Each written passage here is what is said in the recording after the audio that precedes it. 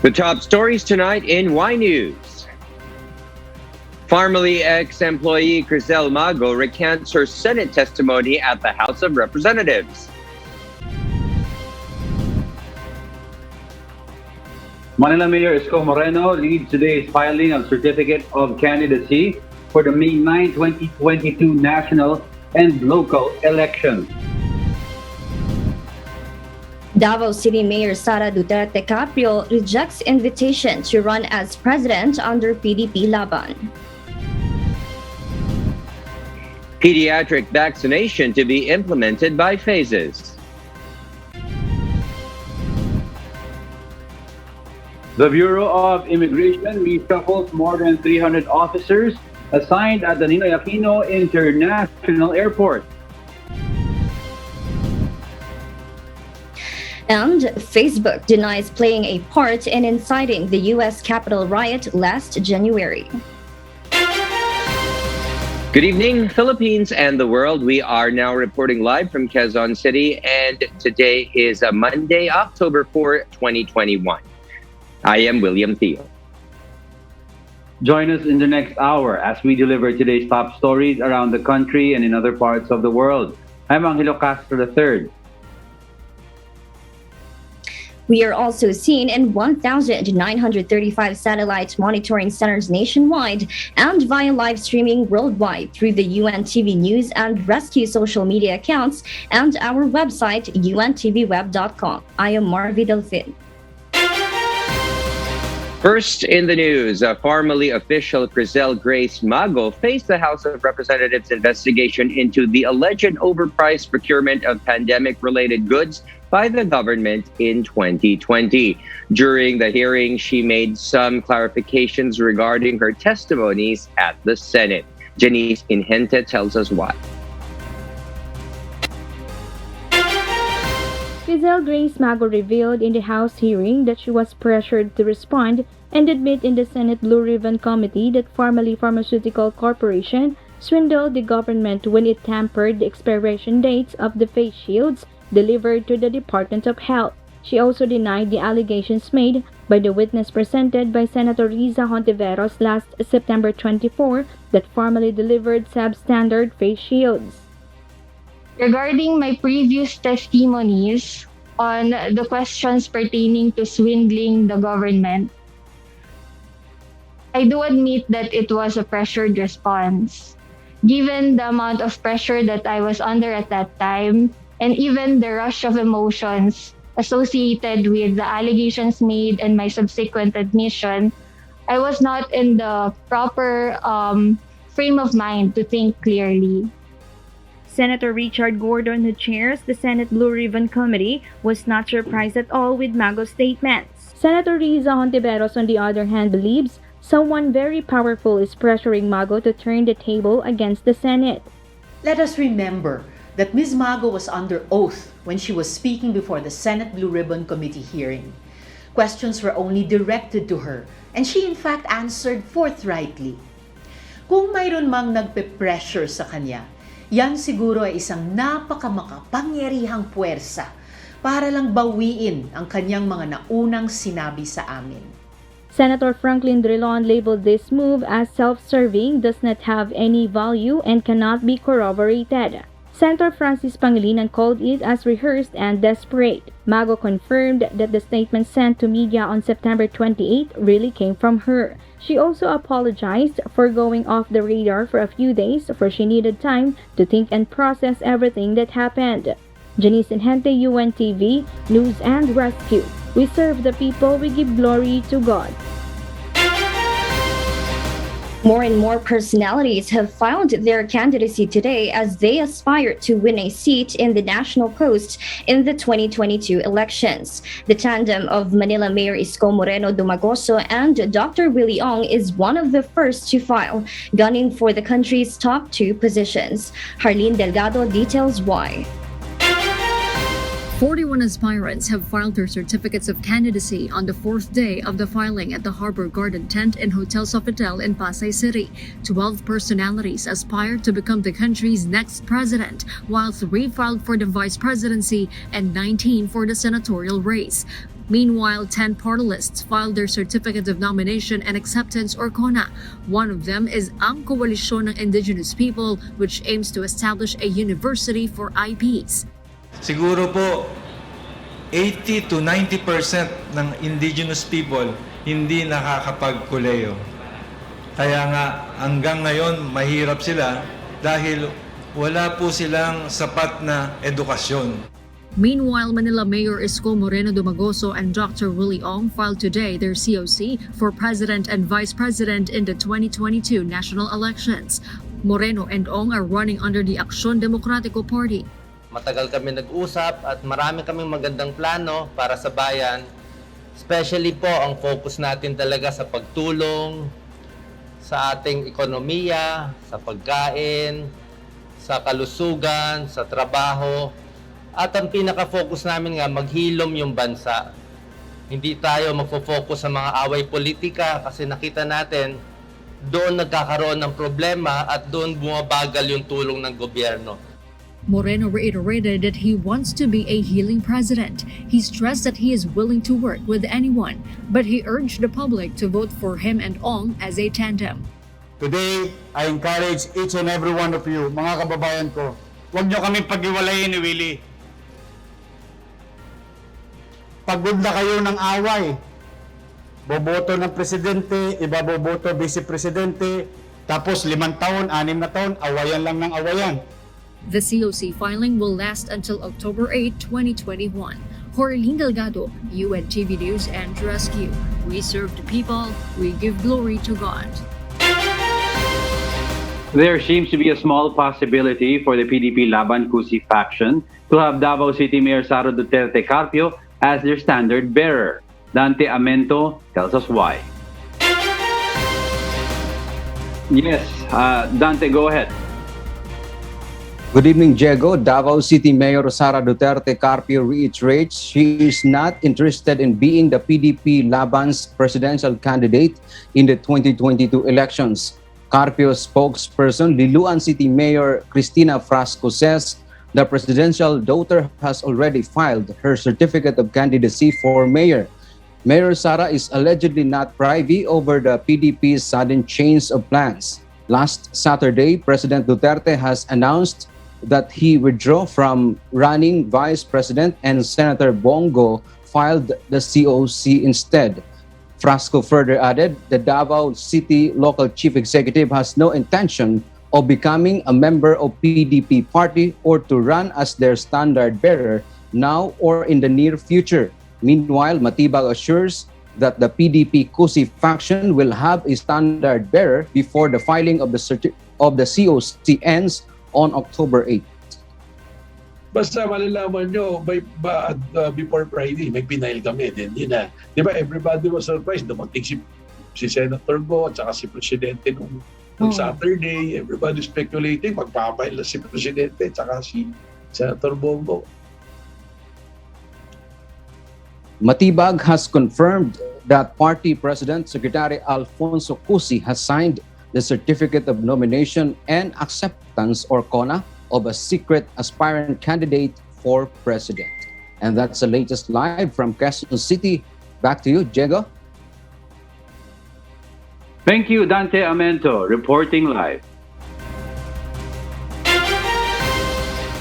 The clinical trial of the first oral antiviral medication for COVID-19, Molopirovir, started in the country during the first quarter of 2021 with the Lung Center of the Philippines and Quirino Memorial Medical Center serving as testing sites. The Department of Health, meanwhile, is closely monitoring the developments of the ongoing evaluation of the said antiviral pill.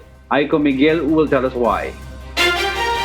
Molopirovir, an experimental antiviral pill developed by Merck and Ridgeback Biotherapeutics, could have the chances of being hospitalized or dying for those most at risk of contracting severe COVID-19, according to experts' data. This was developed by pharmaceutical giant Merck and Ridgeback Biotherapeutics. Based on the data of experts, it is seen as huge advance and raises hope of preventing COVID-19 deaths. Pag may mga ganitong bagong mga produkto or investigational products, tayo naman po ay nakikipag-negotiate and we try to have that kind of position where we can access this kind of drugs. Health spokesperson Undersecretary Maria Rosario Vergeres said they are awaiting for the complete data of the international clinical trial of Molnupiravir. When it's complete, this will all be reviewed by the health experts in the country. The country is also ready to procure the said antiviral pill as other Asian countries have secured access to it. Definitely, if this is a game changer and it's really going to be of benefit to the population, our country, the national government will try to position to have better access to this drug. Merck should still seek the Philippine Food and Drug Administration's approval before Molnupiravir can be used in the country, according to Merck's Chief Executive Officer and President Robert Davis. They are optimistic that Molnupiravir can become an important medicine as part of the global effort to fight the pandemic. The U.S. drug maker said it expects to produce 10 million courses of the treatment by the end of 2021. Aiko Miguel, UNTV News and Rescue. We serve the people, we give glory to God.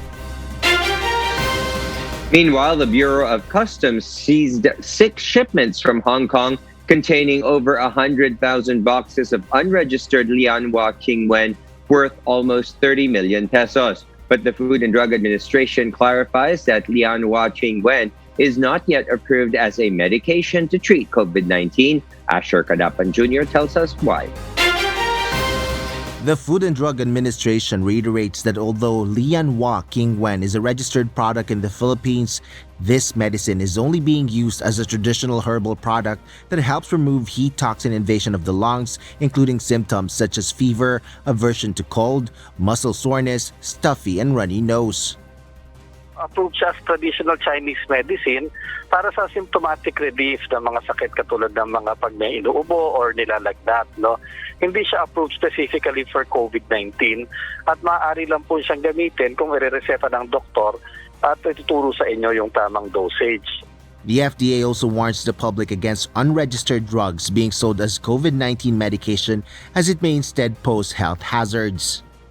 Meron kaming nilalabas na warning sa ating mga kababayan kasi ngayon lalo na yung mga gamot para sa COVID-19 na mga in-demand, marami po talagang nagbebenta, merong online, meron sa mga group chat na mga unregistered drugs. Ito po, hindi talaga tayo sigurado, malamang counterfeit po ito o kaya mga substandard. The government advises the public to purchase medicines only in licensed and authorized dealers. Asher Kadapan Jr., UNTV News and Rescue.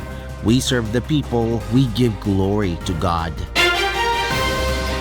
And as vaccine supplies continue to arrive in the Philippines, the government is intensifying its vaccination campaign by expanding it to minors. The government is set to start its pediatric vaccination in 6 hospitals in Metro Manila by phases. Rosalie Cos details why. Starting October 15, vaccination of 12 to 17 years old with comorbidities in Metro Manila will begin. This will be initially done at the Philippine Children's Medical Center, National Children's Hospital, Philippine Heart Center, Pasig City Children's Hospital, Fidel Mundo Medical Center, and Philippine General Hospital. Minors with medical conditions such as cardiovascular diseases, obesity, HIV infection, tuberculosis, and kidney disease will be prioritized. Vaccine Czar Carlito Galvez said the pediatric vaccination will be implemented by phases in which 15 to 17 years old with medical condition will be prioritized and then followed by 12 to 14 years old. Gagawin po natin talagang phased, closely monitored at saka talagang sequential ang gagawin po natin. So nagkakaroon po kami ng tinatawag na continuous research also yung mga ginagawang vaccination ng mga different countries. After 2 weeks, the pediatric vaccination will be expanded in 6 cities in Metro Manila, particularly Manila, Pasig, Taguig, Makati, Quezon City, and Mandaluyong.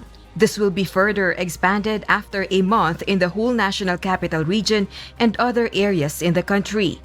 The Department of Health reiterated children should secure consent before vaccination. Major natin na prerequisites would be kailangan po may clearance ng doktor. Ang ating mga kabataan na babakunahan with comorbidities, kailangan may informed consent at assent ito pong gagawing pagbabakuna, ibig sabihin ang kanilang magulang ay kailangan magkaroon ng consent dito, pipirma sila sa isang dokumento. At pangalawa, yung bata mismo na babakunahan ay may assent para dito. Although vaccinations will be done in hospitals, the local governments will still be in charge of the registration of vaccinees. Rosa Licoz, UNTV News and Rescue. We serve the people, we give glory to God. The Department of Tourism favors shortening quarantine periods for fully vaccinated travelers. Private sectors also back the call for the quarantine policy revision. 6 million doses of Janssen COVID-19 vaccines is expected to be delivered in the Philippines once the contract is signed. This will be for the country's January vaccine allocation. Vaccinsar and National Task Force Against COVID-19 Chief Implementer Secretary Carlito Galvez Jr. also announced that the United States will donate an additional 5 million doses of Pfizer vaccine through the COVAX facility, which is expected to arrive in the coming days. Galvez said the government is also in talks with 4 vaccine manufacturers for the procurement of COVID-19 jabs for next year, but did not identify the brands. As of today, there are already more than 77 million doses of COVID-19 vaccines of different brands in the country. It is expected to reach up to 100 million doses this October. Aming hikayat ang mga lokal na pamahalaan sa buong bansa na patuloy na pataasin ang inyong vaccination rate, lalong-lalo na ngayong fourth quarter kung saan inaasahan natin na pagdating ng mas malalaking vaccine deliveries mula sa iba't ibang manufacturers. More people are also expected to be vaccinated soon as the government opens the inoculation of the general population and minors with comorbidities. JP Nunez, UNTV, News and Rescue. We serve the people, we give glory to God. The Department of Tourism favors shortening quarantine period for fully vaccinated travelers. Private sectors also back the call for the quarantine policy revision. Asher Kadapan Jr. tells us why. The Department of Tourism expressed its support to President Rodrigo Duterte's call to cut short the quarantine period of travelers who already received full vaccination against COVID-19. In a statement, Tourism Secretary Bernadette Romulo Puyat says that the measure is a step towards the eventual resumption of international travel, leading to the recovery of the pandemic-hit sector. Secretary Puyat further says that this move is also important to returning Filipinos longing to be reunited with their families as the holiday season approaches. The agency also recognizes the financial burden of isolating in hotels for a long period of time. Puyat welcomes the probable quarantine policy revision as it brings closer to safely reopening the country to international travelers where tourism had been a major driver of the Philippine economy. Presidential Advisor for Entrepreneurship Joey Concepcion as well as local airline companies fully support the call to reduce the quarantine period imposed on arriving international passengers. The Department of Health meanwhile said they are already looking into this proposal. Nagkaroon na po ng initial discussion last week with DOH and our experts and the technical working group of IATF. So pinag-uusapan na ngayon with other agencies ito, feasibility and of course safety side natin. If it's going to be safe and it's going to help our response dito sa pandemya. So magbibigay tayo ng further information but definitely it's being discussed. Asher Kadapan Jr., UNTV News and Rescue. We serve the people, we give glory to God. More than 300 officers of the Bureau of Immigration assigned at the Ninoy Aquino International Airport will be reporting to their new terminal assignments. This is part of the agency's continuing campaign to curb corruption among its personnel. BI Acting Port Operations Chief Attorney Carlos Capulong disclosed that Commissioner Jaime Morente has approved his recommendation to implement the rotation scheme. 341 BI officers to be rotated does not include the 99 newly hired immigration inspectors who are still undergoing training at the airport. Morente announced earlier that the Bureau is fast-tracking the recruitment of nearly 200 new BI officers who will be deployed to the NAIA and other ports early next year. The Philippine National Police will create a top-level coordinating group that will work closely with the National Bureau of Investigation on cases related to drug operations. Leia Ilagan will tell us why. The Philippine National Police will fully cooperate with the National Bureau of Investigation's probe on drug-related cases. As part of this commitment, PNP Chief Police General Guillermo Eleazar ordered the creation of a top-level coordinating group that will work closely with the NBI in the conduct of case build-up and filing of criminal complaints. Sa nakalipas na 5 taon, naging kakambal na aming maigting na kampanya laban sa iligal na droga ang mga pagdududa at alegasyon sa halos lahat ng aming matagumpay na operasyon nagresulta sa pagsantabi ng aming mga hirap at sakripisyo laban sa mga sindikato ng iligal na droga. As the Chief of the Philippine National Police, I cannot allow and I cannot ignore all this to persist because what is at stake here is the honor and dignity of the police organization, especially in the eyes of the young and future generations of Filipinos. Aside from the investigation conducted by the NBI, the PNP Internal Affairs Service is also overseeing the investigation of operations that resulted to the death of the suspects. Gaya ng pinahako at ng buong liderato ng pambansang pulisya, umuusad na ang investigasyon sa mga kaso na sa tingin mismo namin ay nagkaroon ng pagmamalabis sa kapangyarihan at mapaglabag sa aming police operational procedures. Eleazar assures that the PNP will remain committed in the search for truth in all these cases. Leia Ilagan, UNTV, News and Rescue. We serve the people, we give glory to God. New Zealand's flag carrier announced today that they will require international passengers to be fully vaccinated against COVID-19 starting February next year.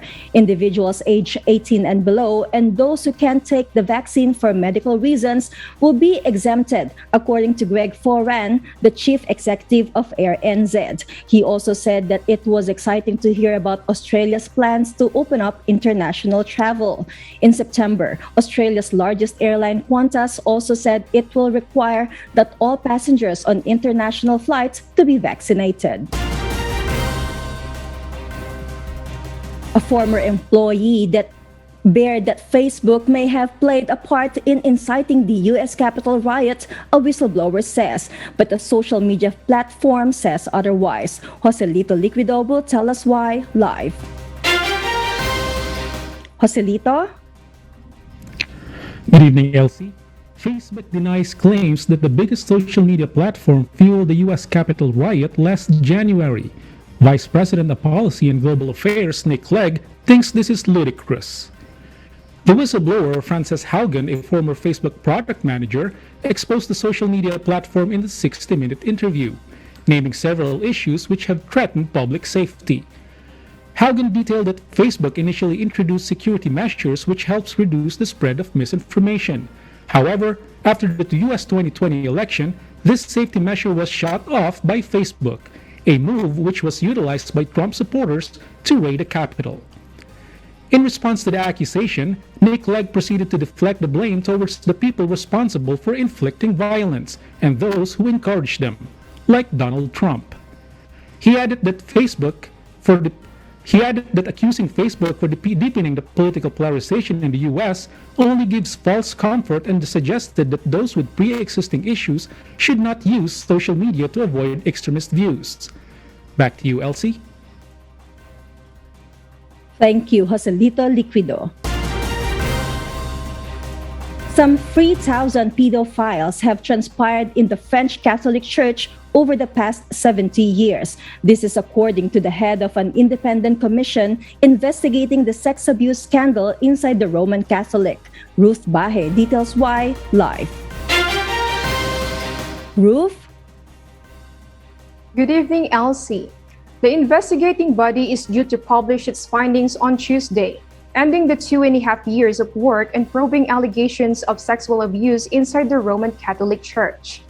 French Commission head Jean-Marc Zouvi said in an interview that this has been going on since the 1950s. A spokesperson representing the French Catholic Bishops' Conference declined to comment on Zouvi's remarks, while the Vatican said it would wait for the full report to be published before deciding on whether to comment on the issue. The French Catholic Church posted a prayer on its Twitter account on behalf of the victims. They also offered to hold a prayer on the day of the publication report. In June, Pope Francis said the Catholic Church sex scandal was a worldwide catastrophe. Back in 2019, he issued a landmark decree making bishops directly accountable for sexual abuse or for covering it up. He also insisted that bishops take action against priests who abuse minors and vulnerable adults. Back to you, Elsie. Thank you, Ruth Bahe. Two Australian states surprisingly got hit by tornadoes, which are believed to be quite rare in the country. Queenie Rivera will tell us why live. Queenie? Elsie, the tornadoes that whipped through the states of New South Wales and Victoria on Thursday and Sunday respectively were reported to be likely linked to the erratic weather bands moving across the country. Hundreds of residents who were shocked by the wild winds witnessed their homes get flattened and plants and power lines get uprooted. Although reports of tornadoes are rare in Australia, 120 occurrences per year is expected. The Bureau of Meteorology stated that the severe weather system is now moving across Australia's east coast in the state of Queensland, possibly bringing highly destructive winds, giant hail, and severe rainfall with risk of flash flooding.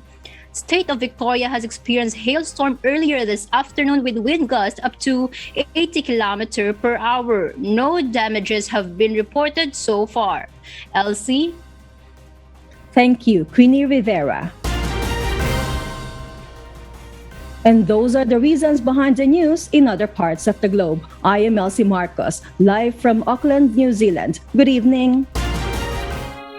And before we close, we will leave you with the word giving glory to God. From the book of Isaiah chapter 1 verse 19, it says, "If ye be willing and obedient, ye shall eat the good of the land."